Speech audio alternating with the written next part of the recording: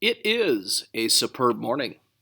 We're going to look at here today at daily 35, and we are going to set the table for lesson daily 36, where we are going to look at finding standard deviation of a data set. So today we're going to talk about a small piece of standard deviation computations, and that is the idea of sigma notation. Now, sigma is a Greek letter which, in terms of mathematics and statistics, indicates to us that we are going to use summation. So it's kind of like the letter S, sigma sum.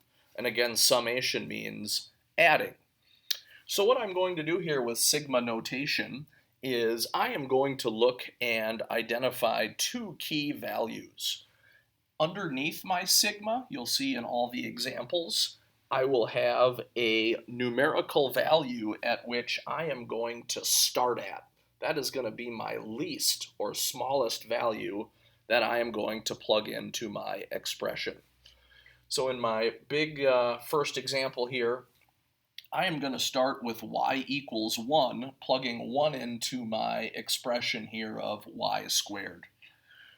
I am going to end with the greatest value on the top, upper part of the sigma variable here. And in example 1's case, it is 4.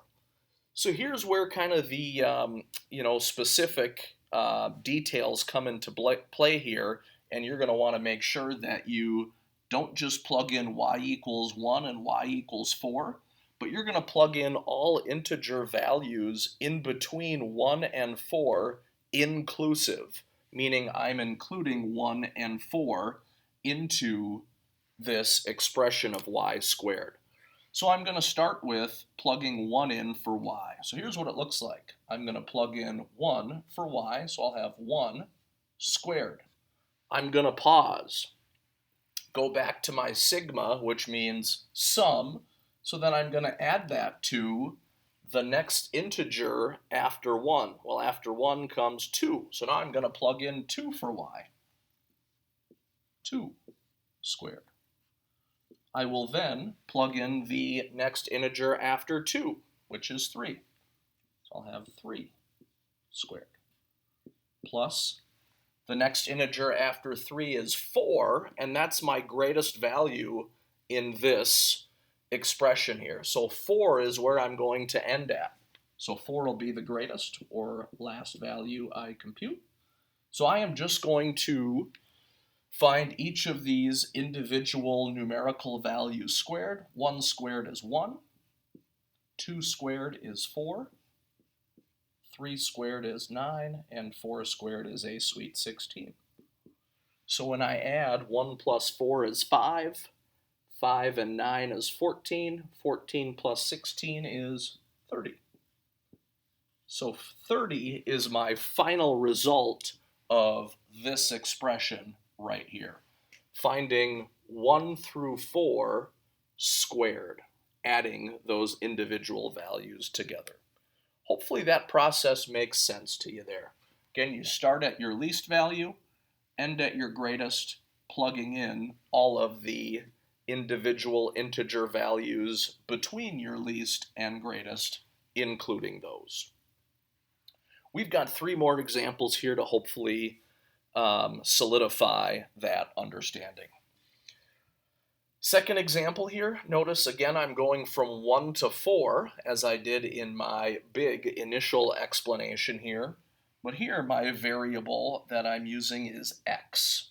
Doesn't make a difference, that just means that wherever I see x in my expression of 2x, I am going to start by plugging in a 1. So 2 times x is 1. Again, my least value, my starting value here I'm plugging in for x is 1. Plus, after 1 comes 2. Plus, after 2 comes 3, so I'll go 2 times 3. And then finally, after 3 comes 4, and that is my greatest value. That's where I'm going to end. So plus 2 times 4. So my individual values here I'm going to have 2 times 1, which is 2. 2 times 2 is 4.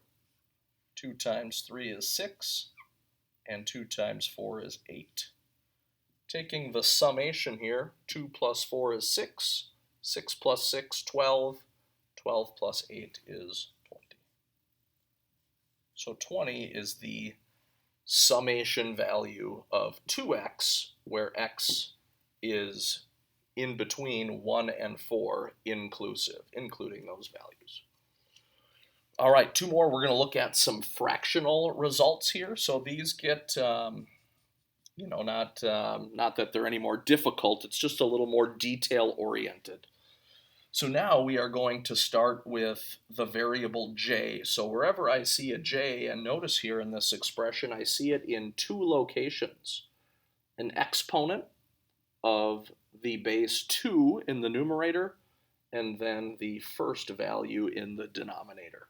So I'm going to start at j equals 0. So in my first term, I'm going to take 2 to the 0 over 0 plus 1. Plus, after 0 comes 1. So now I'm going to plug in 1 for j. So 2 to the first over 2 plus 1. So I plugged in, hold on here. I'm plugging in 1 for j, so I need to plug in 1. I almost plugged in a 2. Glad I caught it. Did you catch it? Of course you did. After 1 comes 2, so I'm going to take 2 to the second over 2 plus 1. And then finally, after 2 comes 3, so that'll be my last computation, 2 to the third over 3 plus 1. All right, now it gets down to simplifying these individual values. Little review here. 2 to the 0 power. Remember, anything to the 0 power equals 1. So this is going to be 1 over 0 plus 1 is 1. 2 to the first is 2. 1 plus 1 is 2. 2 squared is 4. 2 plus 1 is 3.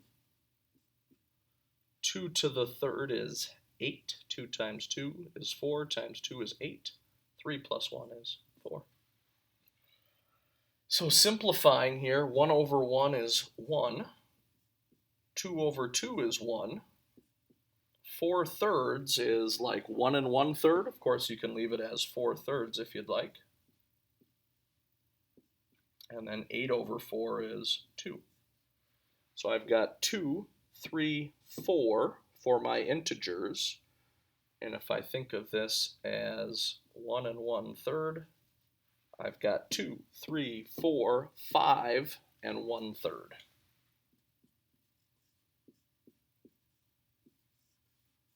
If you like it as thirds, of course, you can get your common denominators and would get 16 over 3. All right, again, same process, but some of these just get a little bit messy when you get, uncommon denominators with fractions. All right, we'll end with a little bit more of an easier one. We're going to start with y is at 4, so I'm going to go to my expression here, 1 over y, and I'll start with 4. So I have 1/4. Plus, after 4 comes 5, so I'll go 1/5. Plus, after 5 comes 6, which is my greatest value. So I have a 4th plus a 5th plus a 6th. Wow, so we need to get a common denominator here. I believe the least common multiple of 4, 5, and 6 is 60. That's just going off the top of my head. I know that is, so we can reduce. So if I multiply my 1/4 by 15, 15 over 60 is a 4th. To get from 5 to 60, I can multiply by 12. So we got 12 over 60 is a 5th. And then multiplying by 10, I got 10 over 60. So common denominator of 60, 15 plus 12 is 27. 27 plus 10, 37 over 60. And there we have it. That is summation notation. Again, not a terribly difficult concept. Starting at your least value, working up by ones, each integer up to your greatest value, plugging it in, crunching it out, and combining it to a single numerical result. Have a great time.